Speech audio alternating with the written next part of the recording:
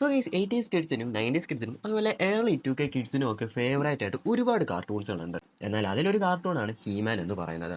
ഹീമാന് നമ്മൾക്കിടയിലുള്ള fan base എന്ന് പറയുന്നത് അത് ചെറുതൊന്നുമല്ല. ഈ ഒരു ഫാൻ ബേസിനെ മുൻനിർത്തി നെറ്റ്ഫ്ലിക്സ് ഒരു ഹീമാൻ സീരീസ് കൊണ്ടുവന്നിട്ടുണ്ടായിരുന്നു 2021 Masters of the Universe Revelation എന്ന് പറഞ്ഞുകൊണ്ട്. അതിന് മൊത്തത്തിൽ 2 പാർട്ടുകളൊക്കെ ഉണ്ടായിരുന്നു. എന്നാൽ അതിൻ്റെ സെക്കൻഡ് സീസൺ ഇതാ ഇപ്പോൾ റിലീസ് ചെയ്തിരിക്കുകയാണ്. സോ ആ ഒരു സീസണെ കുറിച്ചുള്ള എൻ്റെ അഭിപ്രായമാണ് ഇന്ന് ഞാൻ ഈ ഒരു വീഡിയോയിലൂടെ പറയാൻ വേണ്ടി പോകുന്നത്. സോ ഒരുപാടൊന്നും പറഞ്ഞ് ബോറടിപ്പിക്കുന്നില്ല. This is me your brother Adi and today we are going to talk about Masters of the Universe Revolution. So guys 2021 release ചെയ്ത Masters of the Universe Revelation എന്ന് പറയുന്ന സീരീസിൻ്റെ 2ാം ഭാഗമാണ് Masters of the Universe Revolution. 2 സീരീസിൻ്റെ അകത്തും main ക്യാരക്ടറായി വരുന്നത് He-Man തന്നെയാണെങ്കിലും മറ്റൊരുപാട് ക്യാരക്ടേഴ്സിന് ഒരുപാട് ഇമ്പോർട്ടൻസ് കൊടുത്താണ് ഇവർ ഈ ഒരു സീരീസ് നിർമ്മിച്ചിട്ടുള്ളത്.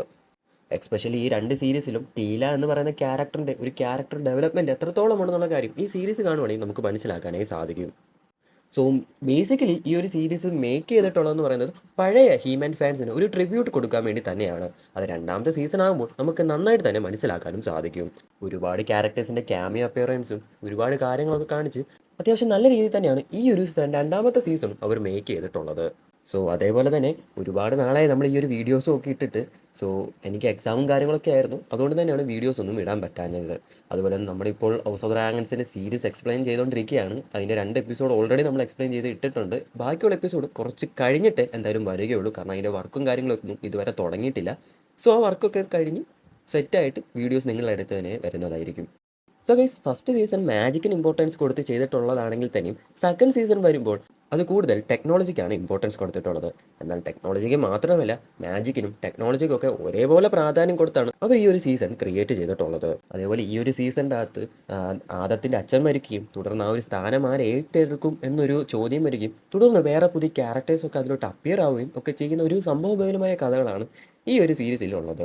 അതേപോലെ തന്നെ സ്കെലറ്റോറിന് ടെക്നോളജിയും മാജിക്കും ഒക്കെ യൂസ് ചെയ്യാൻ സാധിക്കുന്നതും ഹീമാനും മാജിക്കും ടെക്നോളജിയും ഒക്കെ അങ്ങനെ തുടർന്ന് അത്യാവശ്യം നല്ല ഗംഭീരമായ തന്നെ ഒരു സ്റ്റോറി ലൈനാണ് ഈ ഒരു സീസണിൽ നമുക്ക് കാണാനായി സാധിക്കുന്നത്. നെറ്റ്ഫ്ലിക്സിലൂടെ റിലീസ് ചെയ്ത ഈ ഒരു സീസൺ മൊത്തം 5 എപ്പിസോഡാണ് ഉള്ളത്. സോ ഫസ്റ്റ് സീസൺ വരുമ്പം മൊത്തം 10 എപ്പിസോഡായിരുന്നു. അതിന് ഫസ്റ്റ് പാർട്ടും സെക്കൻഡ് പാർട്ടും പോലെ 5 എപ്പിസോഡ് വീതമായിരുന്നു റിലീസ് ചെയ്തത്. ഇതിന് മൊത്തം ആകെ ഈ ഒരു പാർട്ട് ഉള്ളതെന്നാണ് അറിഞ്ഞത്. സെക്കൻഡ് പാർട്ട് ഉണ്ടോ ഇല്ലയോ എന്നൊന്നും ഇതുവരെ അറിഞ്ഞിട്ടില്ല. സോ സെക്കൻഡ് പാർട്ടിന് ഒരു ലീഡ് പോലെ പല കാര്യങ്ങളും കൊടുത്ത് നിർത്തിയിട്ടുണ്ടെങ്കിൽ തന്നെയും സെക്കൻഡ് പാർട്ട് ഉണ്ടോ ഇല്ലയോ എന്നൊന്നും നെറ്റ്ഫ്ലിക്സ് ഇതുവരെ കൺഫേം ചെയ്തിട്ടില്ല. എന്തായാലും ഇതിൻ്റെ ഒരു സെക്കൻഡ് പാർട്ട് വരുവാണെങ്കിൽ അത്യാവശ്യം നല്ലതാണെന്ന് വിചാരിക്കുന്നു. സോ എന്തായാലും എനിക്ക് പേഴ്സണലി ഇഷ്ടപ്പെട്ടത് ഇതിൻ്റെ ഫസ്റ്റ് സീസൺ തന്നെയായിരുന്നു. ഫസ്റ്റ് സീസണിൽ ഒരുപാട് ഗൂസ് ബംസ് മൊമെൻറ്റ്സും ഉണ്ടായിരുന്നു. അതേപോലെ പലതരത്തിലുള്ള ട്വിസ്റ്റ് ആൻഡ് ടേൺസും കാര്യങ്ങളൊക്കെ ഉള്ള ഒരു സീസണായിരുന്നു ഫസ്റ്റ് സീസൺ എന്ന് പറയുന്നത്. എന്നാൽ ഇതിൻ്റെ അകത്ത് അങ്ങനെ ഗൂസ് ബം മൊമെൻറ്റ്സ് ഒന്നും ഇല്ല എന്നല്ല ഞാൻ പറയുന്നത്. എന്നാൽ പേഴ്സണലി എനിക്ക് ഇച്ചിരി കൂടെ ഫേവറേറ്റ് ആയിട്ട് തോന്നിയത് ഫസ്റ്റ് സീസൺ തന്നെയാണ്. പിന്നീട് അതേപോലെ എടുത്തു പറയേണ്ടതാണ് ഇതിനകത്തെ ക്യാരക്ടേഴ്സിൻ്റെ ക്യാരക്ടർ ആർക്ക്.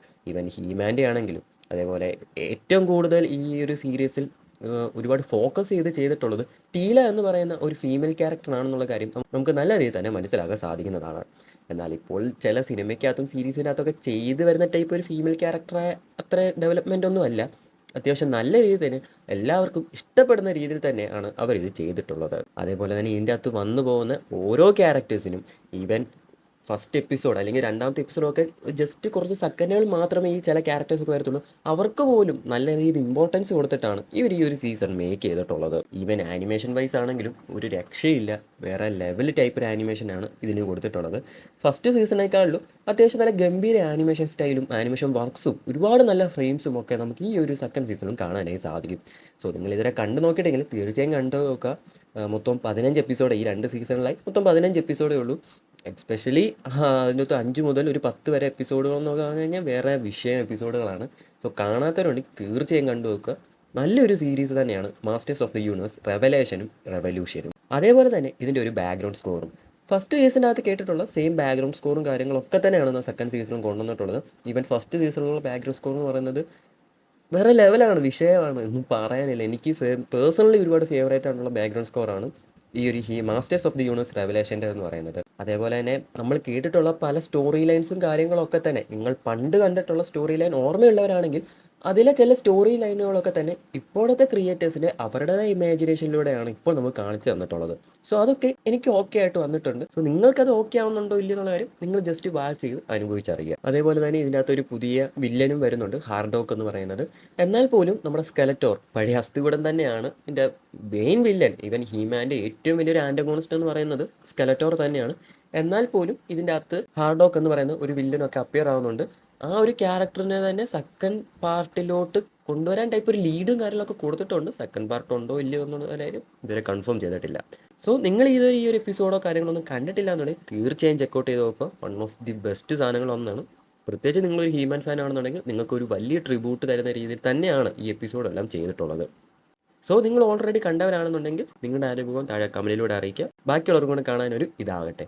സോ കാണാത്തവരാണെങ്കിൽ തീർച്ചയായും ചെക്കൗട്ട് ചെയ്ത് നോക്കുക. നെറ്റ്ഫ്ലിക്സിലുണ്ട്, ഇല്ലെങ്കിൽ എവിടെ കിട്ടുന്നുള്ള കാര്യം എല്ലാവർക്കും അറിയായിരിക്കുമല്ലോ. So one of the best സീരീസുകളൊന്നാണ്. എൻ്റെ personally one of my favourite കൂടിയാണ്.